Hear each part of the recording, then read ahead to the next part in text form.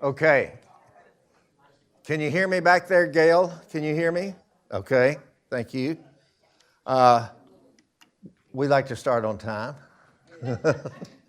Thanks for being here. I'm John Scroggins. I'm the president of the River Landing Bird Club, and thanks for all the folks that are watching it on 1390. Thanks for joining us.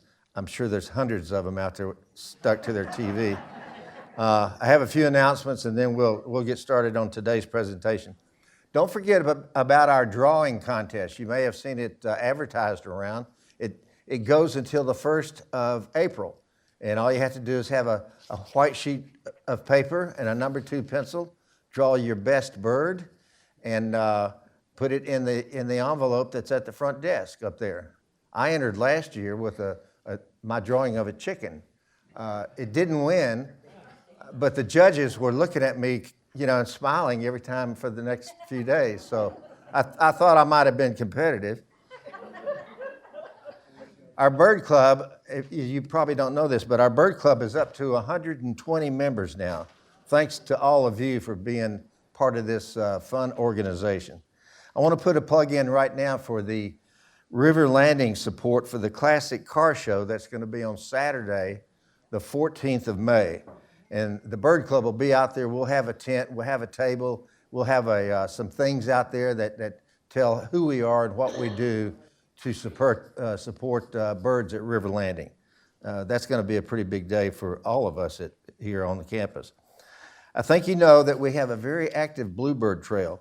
And right now, out of 65 boxes, we already have many of them that have nests in there. And I checked some this morning, and 2 bluebird nests, and one had 1 egg today, and one had 4 eggs this morning. So they're getting after it. We've got chickadees that are making nests in some of our boxes. The tufted titmouse will sometimes use them. Tree swallows will use them quite a bit, and also the brown-headed nuthatch. So that's very active. And talking about that, I want to tell you that put April the 6th on your calendar. That's when we're going to take all that want to go from the clubhouse area, and we'll have some extra golf carts there, so nobody has to do a lot of walking. And our 4 trail leaders, we have 4 trails that make up our 65 nest boxes. Our 4 trail leaders will act like tour guides, and they'll take groups of people around and show you the nest boxes, and you'll see some eggs, you'll see some babies, you'll see different kinds of nests, and it'll be entertaining and you'll enjoy it. It's one of those things where you'll want to bring your cell phone camera and take some photos, because it's pretty good. I want you to be there. The 6th of April. I'll send out a follow-on email about that with all the details, so you'll know exactly where to be and what time. We haven't had any hummingbirds yet, but it's not too early to get your feeders cleaned and get them put out here pretty soon. 4 parts water, 1 part sugar, no coloring or anything like that. Last year, our first hummingbird showed up on the 6th of April. But the weather patterns are changing, so it could be any time now. So I want you to be ahead of the curve. Before I introduce today's program, I want to remind you that next month, Jim Burke is doing a presentation in here on bluebirds. And I don't know of anybody that knows more about bluebirds than Jim Burke. So put that on your calendar. That'll be the 28th of April, okay? All right, Dr. Christine Stacy is a biology professor and our speaker today. She's a biology professor at Guilford College in Greensboro. She received her Bachelor of Science from the College of New Jersey, where she majored in biology and did research on butterfly diversity in the Pine Barrens. She has a master's degree in conservation biology from Columbia University and received her PhD from the University of Florida, where she studied the factors that make the northern mockingbird an urban winner. And that's what she's going to talk about today, the mockingbird. Please join me in welcoming Dr. Stacy.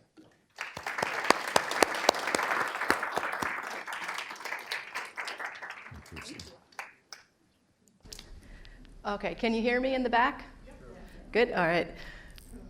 So it's great to be back. I don't know how many of you remember the last time I was here, and was it February of 2018?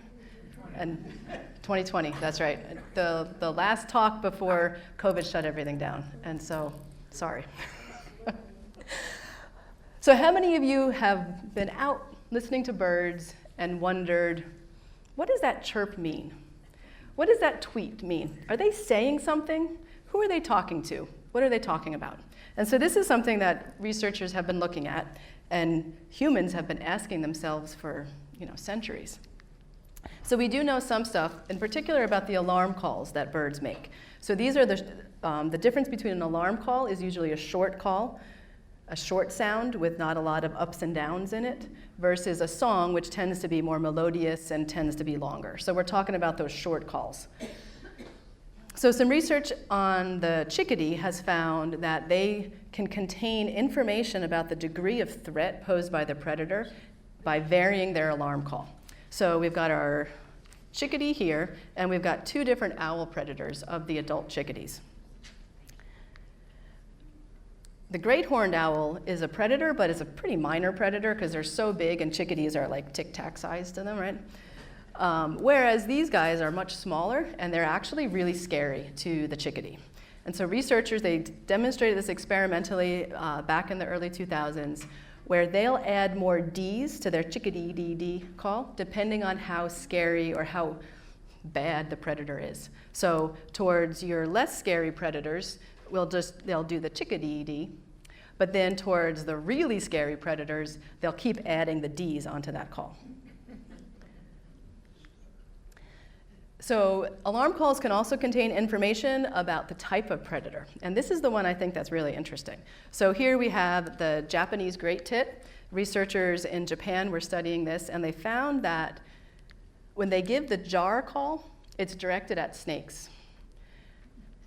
When there's crows, and these are nest predators now, they'll give a chick a call.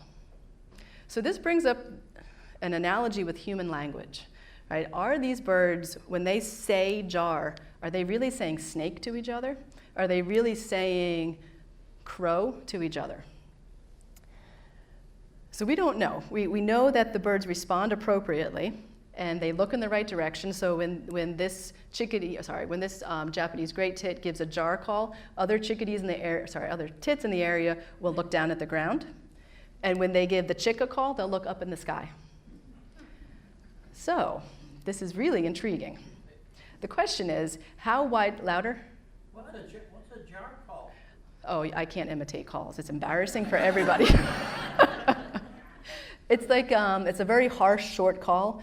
That's like a jar, jar. It's really bad.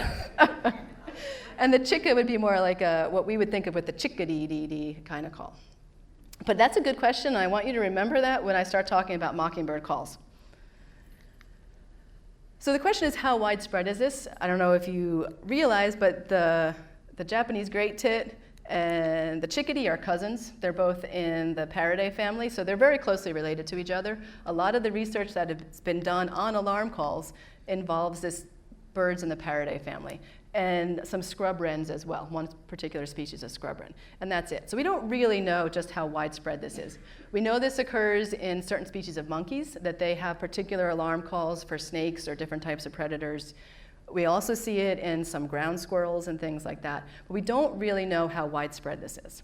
So people that study the evolution of human language love to look at this stuff because it helps us understand ways that humans might have evolved the representative type language that we have.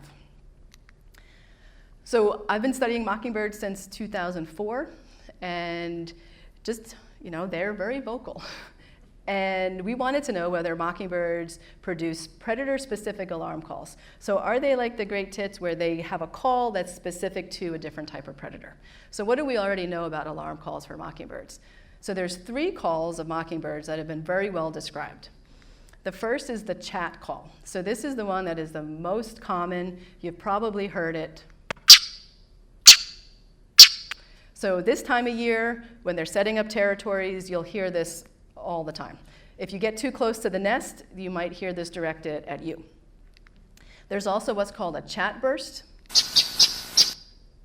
This sounds similar to the chat, but there's some minor acoustic differences in addition to being kind of rapid fire. It's not just rapid fire chats, there's also some differences that are hard, at least for my ears, to hear. And they tend to give that a lot in the fall when they're setting up their fall territories. And then we have this, what I call this hue call, which that end is weird audio. So it's like, meh, meh, like a very cranky kid kind of sound that they'll make. So of these three calls, the only one that actually has been quantified is the chat. The chat burst and the hue are just described. And then there's two calls that have been mentioned. And when I say mentioned, I literally mean mentioned. So in the literature, the scientific literature describes this chuck as the call the birds will issue occasionally a series of low amplitude chuck, chuck, chucks. And that's all we know. And then a high-pitched cry or scream, period. That's the end of that description. So what does it sound like? Well, we don't know. And what I call a hue versus a chuck, or we're being subjective. And as scientists, that's a great big no-no. So we wanted to know whether these alarm calls are associated with different types of predators. But the first thing we have to do is figure out what alarm calls they actually are making. So we took two approaches, and I'll talk about both today. The first was an observational study where we used video cameras that are on mockingbird nests and natural predation events. And then we did an experimental study where we presented a model predator in front of an active mockingbird nest, which would be in this bush here, and we recorded what calls the mockingbirds made in response to our predator. Could you talk a little slower? Will do. Thank you for your feedback. All right, so we'll start with the observational study. This came about as a result of the work I did for my dissertation. So I was studying nest predation in Florida, and I wasn't interested in alarm calls. All I wanted to know was who's eating mockingbird nests, and does it differ based on whether the bird lives in the city or in the country. So I had these video cameras. These are like $30 cheap security cameras wired up on the nests, running 24/7 for the entire nesting cycle. And this was in Gainesville, Florida. This was between 2008 and 2009. So we got footage from 128 nests. I've got over 19,000 hours of mockingbird nest videos. So I have 2 servers on campus at Guilford solely devoted to my mockingbird videos. We're talking over 16 or almost 16 terabytes of mockingbird video data. I captured 54 nest predation events for my dissertation. We were able to use 18 of those for this research. So we needed ones where there were alarm calls. So some of those, or a lot of the videos, the parents weren't there, and so there were no alarm calls. So we had to pick ones that were usable for us. So this project started because Kirsty Savage, whose name was on that first slide, was a student of mine at Westminster College in Salt Lake City in 2010 to 2014. And she came to my office one day in the fall and said, I really want to get some research experience. Is there anything I can do with you? So I study breeding birds. And in September, there's not much going on. And so I said, well, I don't have any field work that you can participate in, but I have 19,000 hours of video that we can watch. To her credit, she didn't go running screaming. And 10, 11 years later, we're still working together.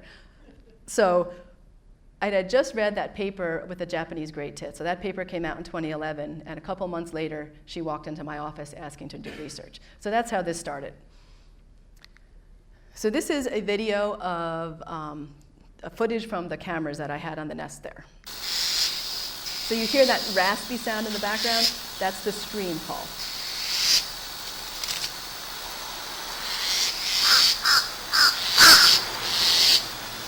I think you know what's coming.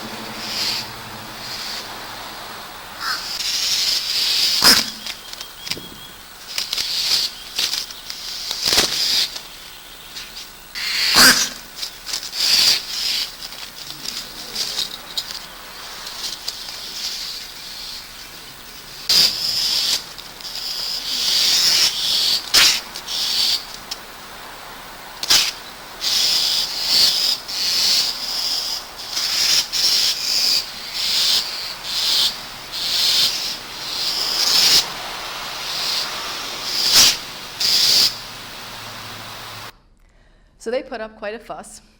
And we're interested in now using this opportunistic data that I already have, and then looking to see whether those alarm calls match with who's eating the eggs or the nestlings. Can you tell us just exactly what was going on? What was that particular bird? That was an American crow. American crow, and it was robbing the nest Of mockingbird eggs. So here is the female mockingbird sitting on the eggs. In the background, that noise that you were hearing was the male screaming at the crow, or screaming because there's a crow there. And then she flies off the nest, and then they're both screaming. You can't see that from the video. Bear that in mind. We'll talk about that later. All we can see is into that nest cup. And then the crow comes in and takes an egg, flies away, comes back, takes another egg, flies away. And you can see at one point the parents are actually hitting the back of the crow, trying to get it to leave the nest. So, yeah, if you're ever interested, I can show you this study with all about predators, but that I won't show you all the videos. Some of those aren't very nice. So as the question asked, what is a jar call? What is a chicka? What's a scream? Right? We put words to these calls and these songs that make sense to the person that came up with it, but to everybody else it might not make sense. So how many of you have been out with birders and they say, oh, a Carolina wren says tea kettle, tea kettle, tea kettle? Have you heard that? Do you hear tea kettle? Because I don't. I hear hamburger, hamburger, hamburger. So if we're going to be scientific about this, we can't just go on what it sounds like to me versus what it sounds like to you. We need a method of actually quantifying the sounds that we're hearing and being objective about it. So that's where this spectrogram analysis comes in. So a spectrogram is a visual representation of sound. You can think of it almost as musical notes. And we're going to watch a short video that walks you through what we're looking at here. I will say that, so I've studied mockingbirds forever. When I first started, I was working in people's backyard, so I had permission from about 250 homeowners to look for nests in their yard. And maybe 200 of them asked me about mockingbird song. I had zero interest in mockingbird song until I saw my first spectrogram of a mockingbird song. And then I was hooked. Once I could see a song and hear it at the same time, it was all over. So if you're interested in this kind of thing, there is this great little game tutorial that Cornell Lab of Ornithology has called Birdsong Hero. So if you just do a Google search for Birdsong Hero, it'll take you to this tutorial. And let me tell you, it's so much fun. I assigned it for my students for homework, and they have to do the first 2 sections. And all of them, even if they have no interest in birds, do the whole entire thing because it's fun. Okay. And then if you could fast forward to 40 seconds in. Perfect. Kind of obsessed, but also because that's when most birds are singing their hearts out. This northern cardinal song is a common early morning sound across much of the U.S., so you might already recognize it.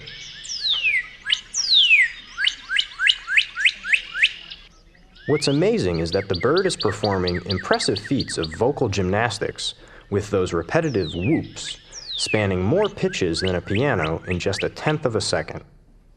Visualizing a cardinal song helps you fully appreciate the vocal genius. Here on this spectrogram, you see time from left to right and pitch from high to low. And the brighter it is, the louder.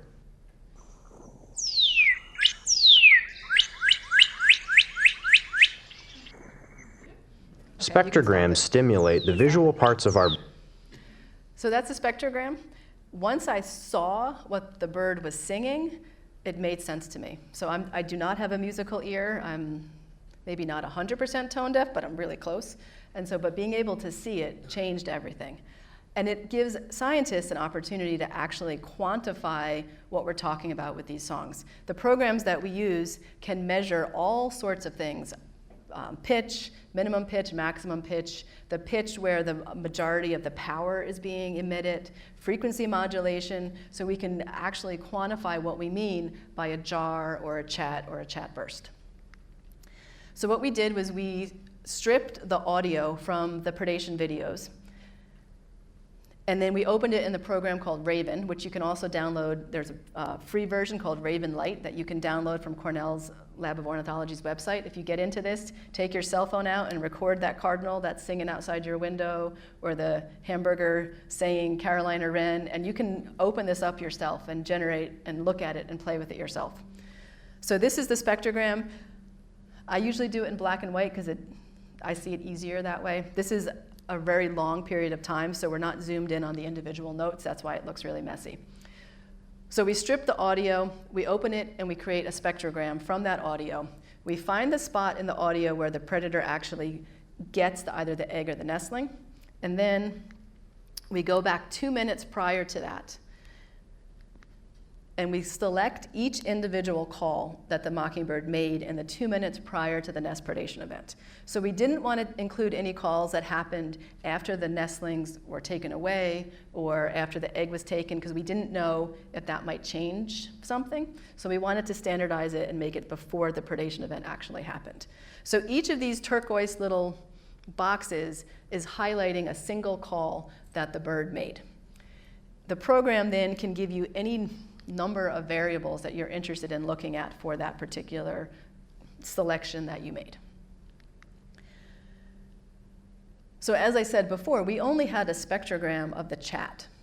Those other 5 or 4 calls, we just have those written description of what other scientists think that they sound like.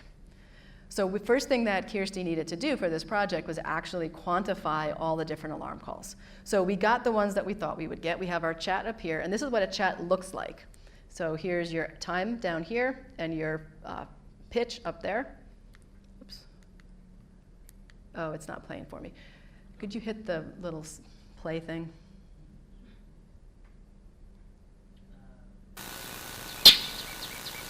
So that really loud, short call is that first one. Okay, and then could you do the chat burst?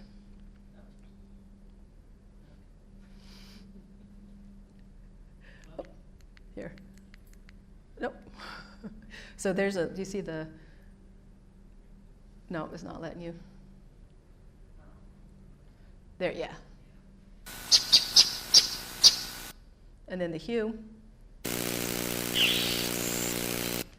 So we got the 3 that we thought, and then we got these 2 others that we think are what they're describing, the chuck and the scream. And then the scream. And that's what we heard on the video with the crow, right? So this is now the first time that we have an actual spectrogram example for these other 4 calls. But in addition to that, Kirsty also found these 2 weird calls that she named Squiggle and Squiggle 1. They're extremely short, and I could play them, but I can't even really hear it, so we won't play those. Do the mockingbirds make all those sounds? Yes, so these are all calls. So you don't know what they're meaning then? No, we don't know what they're meaning. So we know these are the only 5 that had even been described before. And mockingbirds are well studied. I mean, mockingbirds are not some elusive tropical species that you only find on the top of a volcano in Ecuador or something. Right? They're everywhere, and they've been well studied, but nobody's ever recorded them. No one else has 19,000 hours of video footage of them. So a lot of the previous studies on their alarm calls were when humans went to the nest, or if somebody just happened to come across a nest when a predator was there. We're not in the middle of the night, right? So a lot of our snake predation events are at 2 in the morning when no people are around, but my video cameras are running. So we are able to sample things that you wouldn't normally be able to sample if you were just going about this without video cameras.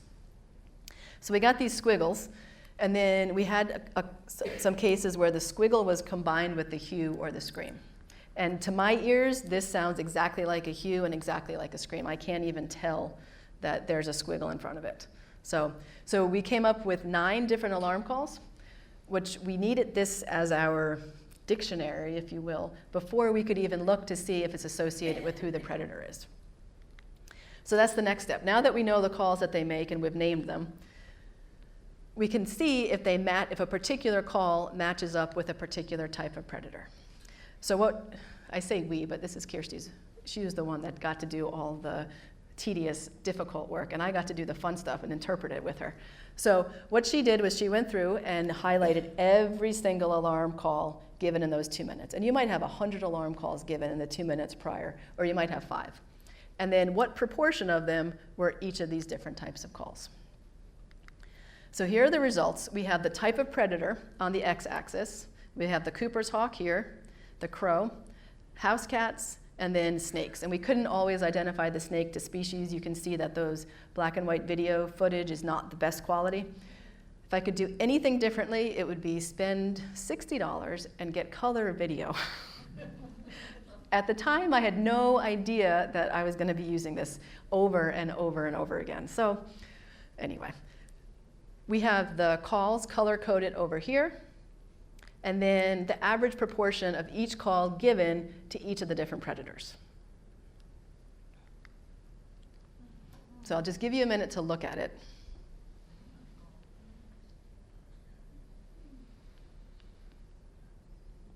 Now, what are we seeing right there? Okay, so what we have here, we have our Cooper's hawk, the crow, the cat, and the snake. And then your y-axis goes from 0 to 1.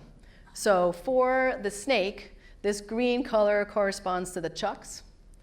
So 99.9% of the alarm calls given just before a predation event by a snake were chucks. And this chuck, this green, doesn't show up when there was a cat about to eat the nest, when there was a crow or a hawk about to eat the nest. So they only gave chucks when there were snakes. And there were like 3 screams in all of the footage that we looked at out of a couple hundred chucks. For the cat, we have about a little over 90% of the calls given before a cat predation event were chats. And chats showed up, they never gave a chat towards snakes, they never gave a chat towards crows, and they, like, once gave a chat when there was a hawk there. Crows, same thing, even higher, right? So these are almost exclusively screams. But our screams also show up with the Cooper's hawks. So that's interesting. The other interesting thing is Cooper's hawks, you throw everything at it but the kitchen sink. You throw all of your alarm calls at a Cooper's hawk except the chucks and the chats. So I didn't really expect this, honestly, when Kirsty asked me for the project and I gave her this. I didn't think she was going to find anything. When I made this graph, I almost fell out of my seat. I said, no way, this is too clean. So do you want to hear the calls again for each of them? Could you play the...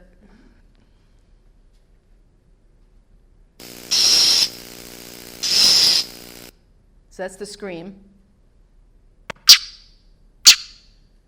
The chat, I remember that because it's a chat for a cat, and they rhyme. Oh, and then it's on the next slide. Here are the chucks.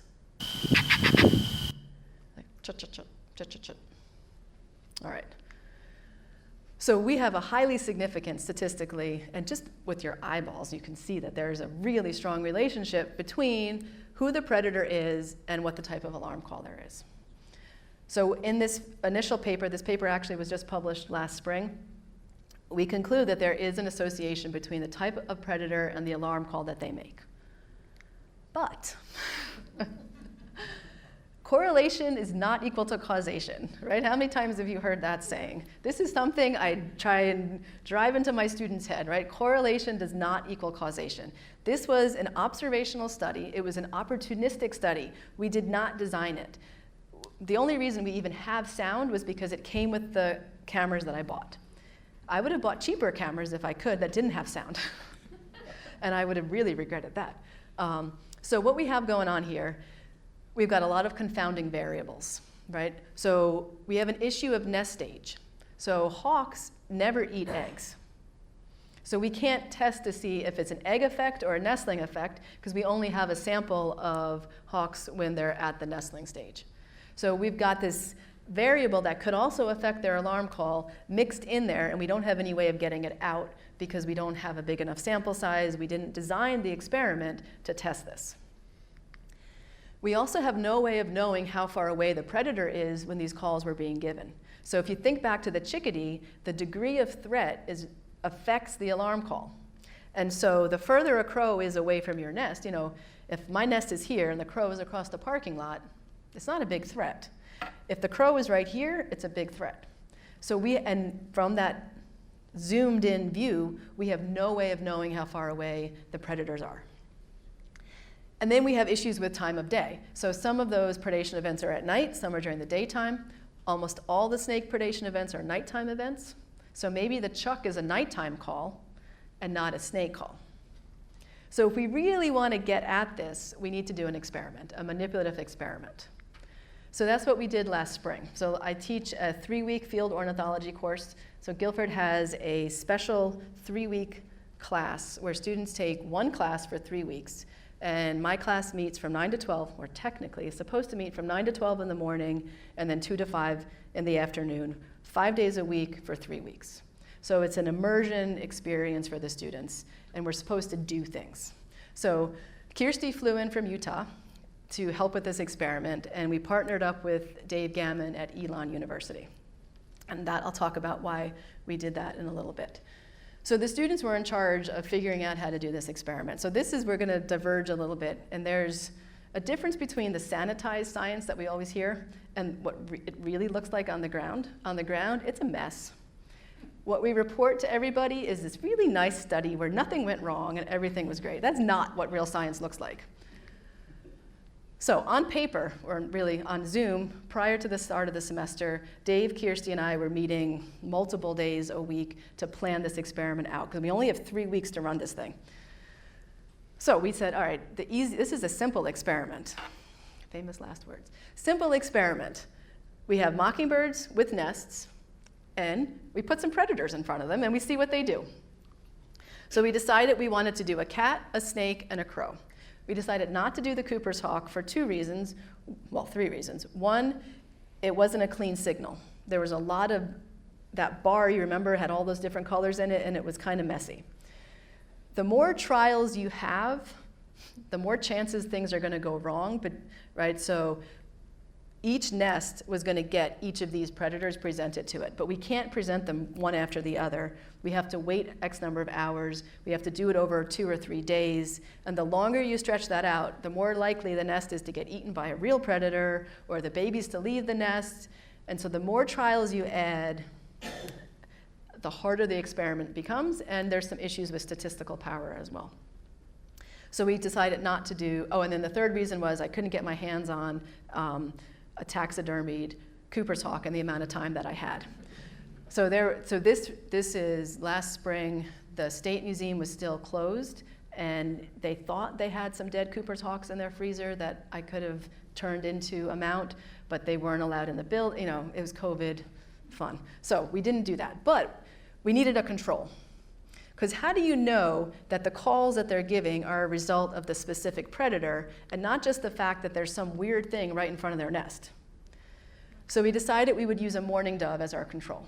So mourning doves are the most benign birds you could possibly imagine. Mockingbirds could care less about mourning doves. They are not a threat. They don't eat remotely the same food, so they don't attack them like they will the robins or the cedar waxwings. Everybody ignores mourning doves, so we're good with our mourning dove. If they react to the mourning dove, then we know that something is going on by sticking something in front of their nest, as opposed to who we're sticking in front of their nest. So, pretty simple. Our hypothesis then is that when we put the cat, they're going to give the chats. When we put the snake, they'll give the chucks. When we give the crow, they'll scream their heads off. And then they'll just totally ignore the mourning dove for us. So this followed directly from the results of our observational study. All right, so then we had to figure out how to actually make these models. So the crow was really simple. This is Maurice the Crow. My students named them. So Maurice the Crow, this is one I bought on Amazon. You're supposed to hang it upside down to keep crows from eating your corn and stuff like that, because if a crow sees a dead crow nearby, it doesn't want to go around there. So you're supposed to hang it upside down with this string here and then keep crows off your property. So we didn't. We flipped it over. We electrical taped and pipe cleanered and wired it onto a tent stake that we spray painted because it used to be bright yellow. And then we stick it in the ground. And because crows naturally produce a lot of calls when they're acting as predators, we decided that we would broadcast caw, caw, caw throughout the trial that we were running. So that's our crow. That one was fairly simple, and it worked. The next easy one was the mourning dove. Once again, you can buy model mourning doves. Hunters use these. They will put them out to attract other mourning doves in so that they can hunt them. So these things are really easy to come by. And they're fairly realistic looking. So we clipped it onto a branch that we then, it's lost its little stake in the ground, but it had a stake in the ground. And the same way, we played the mourning dove call repeatedly at the approximate correct volume for a real mourning dove near the nest. All right, then came the snake, where's my snake? So, snake on a stick. I have a headless snake, a rubber snake at home that we found at my father-in-law's, but the head is missing. Of course, I found the head 3 weeks after the experiment ended. And it's a nice, thick rat snake, really realistic looking. That's why it doesn't have a head, because his neighbor chopped the head off because they thought it was real. So all I could find was this kind of skinny little snake, but it resembles a black racer. So we tied it onto a stick, and then we leaned the stick against the bush that had the mockingbird in it. We didn't get great responses to this, so then I went down to the zoo, because I was trying to figure out where I could buy a rubber snake. So I went down to the zoo, and I bought a couple other kinds of rubber snakes, but of course they're all exotic snakes that we don't have here. So I had to spray paint them so that it would look mostly like I guess this would be kind of like a rat snake. And again, we didn't get great responses. So we kept messing with it. And this is the part that I think was really valuable for the students. On paper, this experiment was perfect. All of this we figured out on Guilford College's campus. So the first couple days of the semester, half the students were working on this project, the other half are working on a different experiment. They were just going out there and, well, how do we do this? I don't know. Figure it out. So we tried this, it didn't work. So now we try something else. So apparently, if you move it, woohoo, that really works. So one of the students figured out if you put fishing line and backed away and then make it move a little bit up and down, oh, those birds, they react. So that was an improvement. The next thing was the cat. So this is Humphrey, our cat on a stick. We started off with him on the ground, and we got no response. So then we picked him up, and we put him on the stick, and we leaned it against the bush where the nest actually was. No response. Mind you, though, we had people talking to the cat. So we had it on a bush on campus, and people would walk by, and there was one lady that stopped and was talking to the cat. So clearly it was enough to convince people that it was a real cat. So one of the trial, again, so the students are telling me this because I'm splitting my time between this experiment and the other one, and they're saying it's not working. I said, all right, well, what can you do differently to try to get it to work? What modifications can we make? So I went out with them for a test of this, and the bird came flying in, got within maybe 3 or 4 feet of it, looked at it, and flew away. Not even 3 seconds did we convince the mockingbird that this was a real cat. And then so this has been sitting in my lab now for the last year, and I've had a couple of students walk by and say, why is there a cat in Christine's lab? So we can convince people that this is real, but not the mockingbirds. So this was our next failure. So we said, all right, well, we can't trick them with a cat. I don't have access to a taxidermied cat. Don't really want to taxidermy a cat myself. I know how to taxidermy birds, but not cats. What about a live cat on a leash? So I'm a dog person. I'm allergic to cats. I have never had a cat. So how many of you have cats? Anyone ever try and walk your cat on a leash? How about on a retractable leash? Because we can't have people close to the cat because we need to make sure that the response is in relation to the cat and not to the human. So the long, long retractable leash and a cat. Yes. It went about as well as anyone who's ever tried to walk a cat on a leash would expect. It did not work. So again, we're trying all of this out on Guilford's campus because we don't want to expose the birds that we're going to ultimately collect data on, right? We don't want them to have seen the mess. We want pristine, unmessed with birds for the real trials. And that's why we went to Elon. So we did all of our messing around, figuring this out on Guilford's campus, and exposed those birds. And then when we had it right, then we went over to Elon and we got it to work. We did the real trials there. So the one, again, that I went to with them, the cat was on the leash, meowing its head off. The nest was in a crepe myrtle right above where the cat was. The former student who was volunteering her cat walked out with this retractable leash. The cat is now not staying near the nest because it's on its big old leash, so it's going all over. It's in a parking lot. There's cars going by. Then the cat backs out of the harness and starts to run away as the cats are driving by. And this is a person who just volunteered us to use her pet, who is now running across campus loose with cars. So, then we have the 5 of us that were part of this experiment running after the cat, trying to catch the cat. Yeah. So cats on leashes did not work. So our next solution was a live cat in a crate. So here we can keep it where we want it. It doesn't run away. This worked. So this was a student. I had a student in the class that had 2 cats that she lent for the experiment, and a former student that had 3 cats that we used for the experiment. So we got one of these big dog crates, and then we put the cat in it, and we could control how far away it was from the nest, and we could keep it within that confined space, and we didn't risk it running away and getting hit by a car and all the other craziness with the cat on a leash. So those were our models. The trial itself, there's no sound here, so I'll narrate it. So the nest itself is in this little holly bush right here. So we've got, Allie has the crow with a cover on it, so we would wait until the birds were away from the nest and not around. We would quickly run up as fast as we could, get the predator set in place with a cover on it, because we don't want the bird to mix us up with the predator model, right? We want us to be removed from the situation. The cover has fishing line on it that Allie's now wheeling out. Eva placed the speaker right next to it and went in the other direction. And when all is clear and the birds are still not around, we'll reveal the predator. When we are not there, and if the bird came in while we were setting it up, which will happen sometimes, we'll back away long enough, and there goes the cover, so that the bird doesn't associate us with what's happening here. All that sounds easy. It's a mess when you actually do this for real.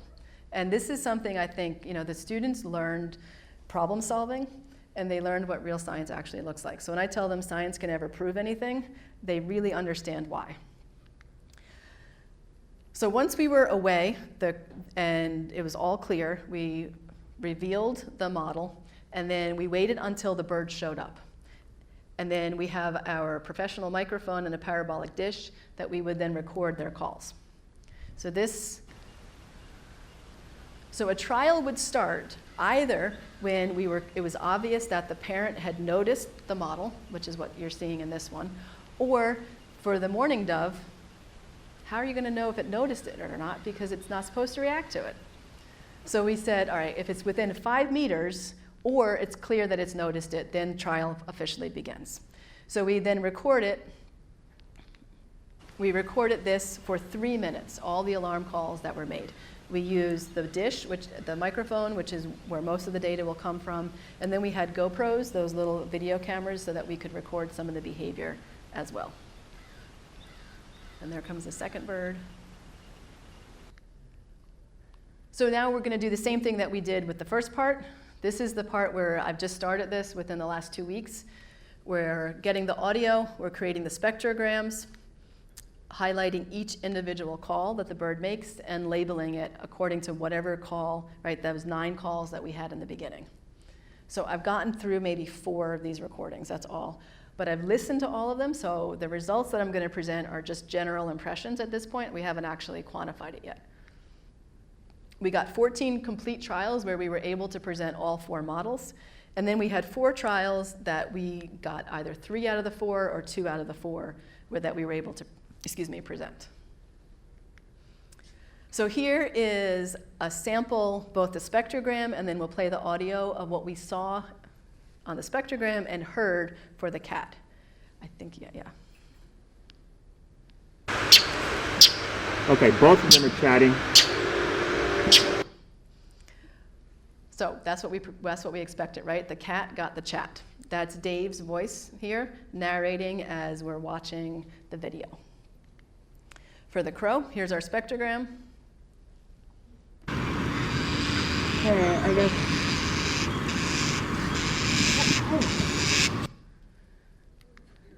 Here's our snake.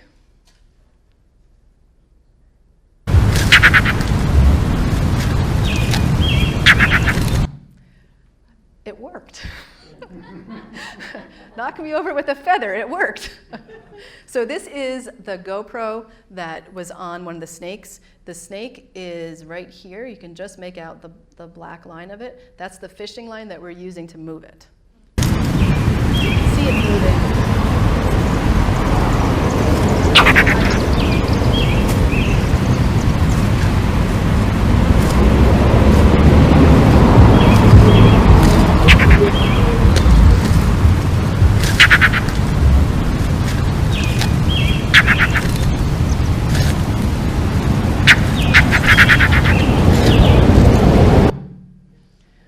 I mean, we were so excited. So our hypothesis, remember, chat for the cat, chucks for the snake, screams for the crow. Yep. And I'm not even going to show you the dove because there's nothing to show. They just did nothing. Which the doves were actually some of the hardest trials to run because they had no reaction, so we didn't know when to start the actual trial half the time. So big picture, it worked really well, but there were quite a few stray, what I call stray chats and screams. We never had stray chucks. Chucks were 100% associated with that snake. These other ones, though, popped up in places they weren't supposed to. So for example, one of our cat trials, one of the only ones I've actually gone through and quantified, we had 145 total calls given in 3 minutes by the 2 parents. Of those, 141 were chats, but there were 4 screams. There are other trials like this. We had a snake trial where we had probably 50% screams and 50% chucks. So that's not what we expected. Again, overall, statistically, I think we are going to get a significant association, but it's not as clean as we had hoped it would be. So are mockingbirds really saying cat when they chat? Are they saying snake when they chuck? Are they saying crow when they scream? So to think about that, when we think about language, there's a whole body of theory about how to understand the meaning behind language in non-human animals. And one thing that researchers talk about is this idea of what's called production specificity. So this is the idea that a call is only given in a single context. So when I say the word cat, what do you all picture? A cat. If I started calling this a cat, and that a cat, and you a cat, the word cat no longer has that meaning. So the production specificity goes away, and then cat no longer means the 4-legged furry felid. So when we look back at this study with the Japanese great tit, they give the jar call exclusively to snakes. They give the chica, though, to both snakes and martens, which are a different species of nest predator. So we would say that the jar call has high production specificity, but the chica call has lower production specificity. So we maybe could say that jar means snake, but chica probably doesn't mean crow. So what about mockingbirds? Do we have high production specificity? Well, other than those stray calls, which actually I think we can explain, I'll talk about that in a second, they give chats to cats. But they also chat at each other a lot. So those chats that you're hearing now, if you go for a walk this evening at dusk, you'll hear chats. They're not chatting at cats because they don't have eggs in their nest yet, or most likely not. They're chatting at another bird. So when they're having a fight over their territory boundaries, they chat like crazy at each other. So what's going on here? In one context, the context of nest predation, we have high production specificity. But in the context of the call in general, we don't. So what is that? How do we think about that? So there might be subtle differences in the chat given to another bird versus the chat given to the cat. And this is what I think is happening. I think that, again, nobody's looked at this on a spectrogram yet. We just are relying on our own ears, and our own ears are nowhere near as good as a bird's ears. So I think that there are acoustic differences between the chat to a cat and the chat to another mockingbird. We're going to look at that. It might be differences in call rate. It might have to do with if the bird wags its tail. When it chats, it means cat. If it doesn't wag its tail but it flashes its wings, it means stay away, this is my territory. So there might be a lot more going on here. Another way to think about this is, who are these calls directed at? Who are they talking to? And we can think about this by looking at nest stage. So if we look at our results now in relation to whether there were eggs or nestlings in the nest. When we present the crow, they scream when there's eggs in the nest, and they scream when there's nestlings in the nest. That's fine, that's what we thought was going to happen. When we present the cat, and there's eggs, silence. No screams, no chucks, no chats, silence. So the first one that we tested out had eggs in it, and we thought it wasn't going to work because we got no response. But they don't. They know the cat's there. They're sitting in the bush, and you can see them looking at that cat, but they do not utter a peep. You put nestlings in that nest, and they chat their heads off. For the snake, same thing. When there's eggs, we don't get much. That one trial, one of the trials where we had a lot of the wrong call, there were eggs in the nest. So we're not sure what's happening there. But in general, they don't react. Not that they don't react. They don't vocally react. They'll wing flash, and they'll do some posturing, but they don't make noise. And they give chucks like you heard in that one video. So who are they talking to? Who is the intended receiver for these calls? So researchers that study vocal communication, they think about the sender, who's the bird or the animal that makes the call, and then the receiver is who it's directed at. So these are my hypotheses based on what I've looked at. This has not been quantified. This will go in the discussion section of this paper, where we're kind of not making things up, but we're trying to make sense of the mess that we have. So I think the screams are directed at the crow. And I think what they mean is, stay away, I see you, and I will attack. So if you remember this video, bam. You can just see the mockingbird in the background as it swoops down. All right, watch in the top right corner. See that? You can see the mockingbird actually hitting into the back of the crow. So, and they give these at both the eggs, when there's eggs and nestlings in the nest. So I think that this call is directed at that particular crow and saying, stay away, or I'm going to try to beat you up. I think the chats are directed at the nestlings, and I think they mean be quiet and hunker down. So this is a video. These are the babies.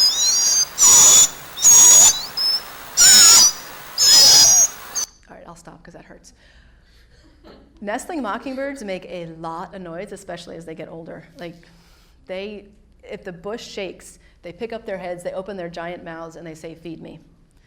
So if you're a cat, how is the cat going to find the nest?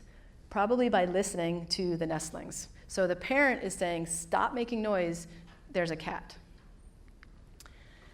So what was really interesting, and we did not anticipate this, and this is something we might want to follow up on, when they gave the chucks and the nestlings so they'll be in the nest for 12 days. Day 10, if you disturb the nest, they'll leave early, and that's okay. They can survive at day 10 out of the nest. When we ran our trials with snakes and there were chucks at 10, 11, or 12 days old, every single time the nestlings hopped out of the nest. So we think that the chuck means jump. right? Because how does a snake locate a nest? It tastes the air. And where is the air going to taste the most like nestling birds? In the nest. If that bird hops out and hops away, the snake is still going to go up to the nest, so they stand a chance of surviving. If a mockingbird jumps out of the nest and there's a cat, that's not the move you want to make. Those stray chats and screams, I think they were all directed at the mate. And what I think they were saying, again, this is me thinking it, not quantified yet, get over here and do something.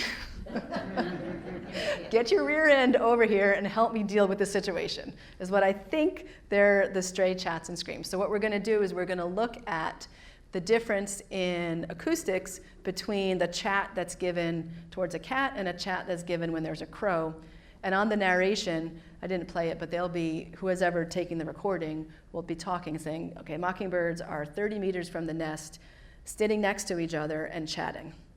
And so we've got video and descriptions that we can decide which chats go towards the model and which chats go towards another bird.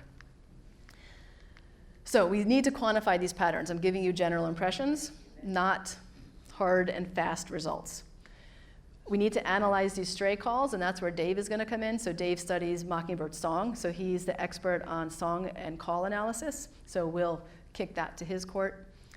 And then lots of potential follow-up experiments. So what I'd like to do, maybe next year, is play the chat and have the video camera on the nest like we saw in those nest videos, and see what reaction the nestlings have if we play a chat versus if we play the chucks, and see if they're reacting differently depending on what call we give them. And there's a couple of other potential follow-up experiments. So like any good science and any real science, this was a mess. We got the results that we mostly thought we were going to get. It was all over the place, and we brought up more questions than we actually answered with our experiments. So I will leave you with this cartoon that's not mine, that I shamelessly stole off the internet. And if you don't like puns, then you shouldn't read it. So any questions? Any questions of Stacy? It was sort of all visual. Do the birds also do anything with smell? So Which bird can fire alive animals? right, so there's a ton of questions that we could ask about what cue is the bird using to know that that's a cat, right? And our failure with Humphrey really brings that up. So that's a potential future direction that we could go. Is it the sight? Is it the movement? Is it the smell? Is it the color, right? What is it that they're cueing in on that's telling them that this is a predator and that this is a threat? So the traditional wisdom about birds is they don't have a very well-developed sense of smell. I think that's beginning to be turned on its head. Birds have a sense of smell. It's not their primary sense, but they do use it sometimes. So I think that's kind of a frontier in bird research, that people are just starting to question the conventional wisdom about a bird's sense of smell. Yes? I always thought mockingbirds were mockingbirds because they blocked other birds. They do in their song. Stacy, repeat that question. Oh, the question was that she thought that mockingbirds were called mockingbirds because they mock other species of birds. And that's where they get their name, but they do that imitation in the songs. So actually, this is a spectrogram of mockingbird song. This is the one that did it for me. So each of these is a different bird that it's imitating. I don't have the audio that goes with this one because I just threw it in because I like the looks of it. So I call these the candlesticks, and I think the candlesticks might be Carolina wrens. I can't remember now. But in their song, they mimic other species. Their calls are not mimicked, though. Their calls are mockingbird calls. Yes? I had an experience with a mockingbird one time, and that it was on the ground, and it was squawking and flopping its wings and trying to, I thought, get me away from somewhere. And it even had, like it had an injured wing and was hopping away to follow him. And as it turned out, there was a nest in the ground, laying on the ground that had eggs in it. So she was trying to get me away from there. But the antics that she she was doing was amazing to me. So that's not common for mockingbirds. Other species like mourning doves, they do that broken wing routine all the time. Killdeer is a little shorebird that you'll get nesting in fields. They do the broken wing routine because they nest on the ground. Mockingbirds typically nest at about maybe 4 to 6.5 feet off the ground. I did have the lowest nest, so for my dissertation, we probably monitored about just over 1,000 mockingbird nests. The lowest one we had was in, what's that, that cedar, not cedar, juniper that people plant, and it was in the juniper about shin high. And so yeah, you know, they're not supposed to nest that low, but apparently the birds haven't read what they're supposed to do and not do, because we find all sorts of things that they're not supposed to do. But I'm not surprised they would do crazy things like that. They are very aggressive. This was in an open area, so I didn't know if that nest had blown out of a tree or what, but it was in a little clump of grass laying on the ground. Yeah, it could have. They will continue to feed nestlings even if they fall out. Yeah, who knows? What you are describing, Rhodey, is exactly what a killdeer would do. They lay their eggs on the ground, and then they try to draw people away by doing the broken wing act. Yeah, but I thought it was a mockingbird the way it sounded. Yeah. Yeah, quite a few species will do the broken wing thing to get you away from the nest. Well, Stacy, thank you very much. That was an outstanding presentation. Thank you. That was lovely. You have a ticket, so stick around. We have a couple of drawing prizes here. Actually, we have 4, so your chances of winning are pretty good. The first draw prize is a sun catcher that was done by Fred Hines of a beautiful butterfly. Okay, it's very pretty. And when you get it in the sunlight, of course, it's just beautiful. Here's the winner of this.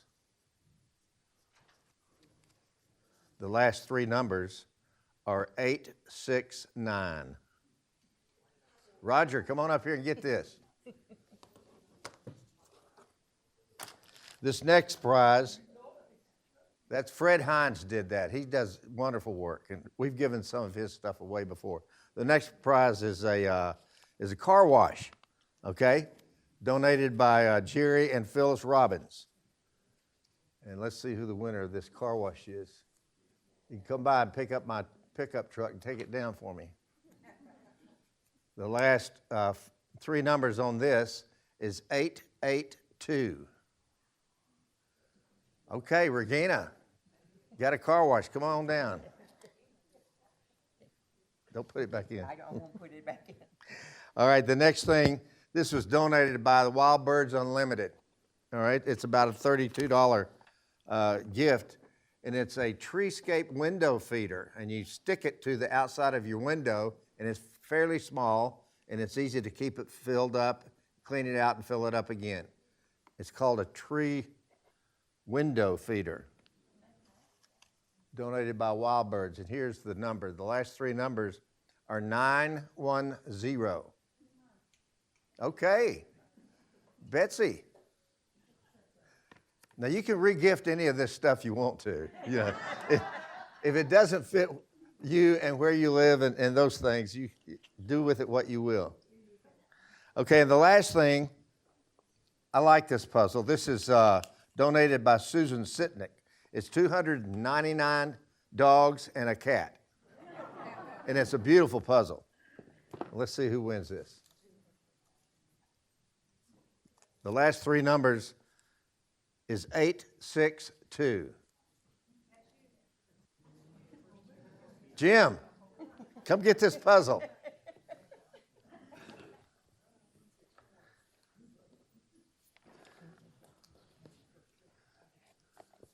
All right, Jim. It's about 1,000 pieces. Good luck.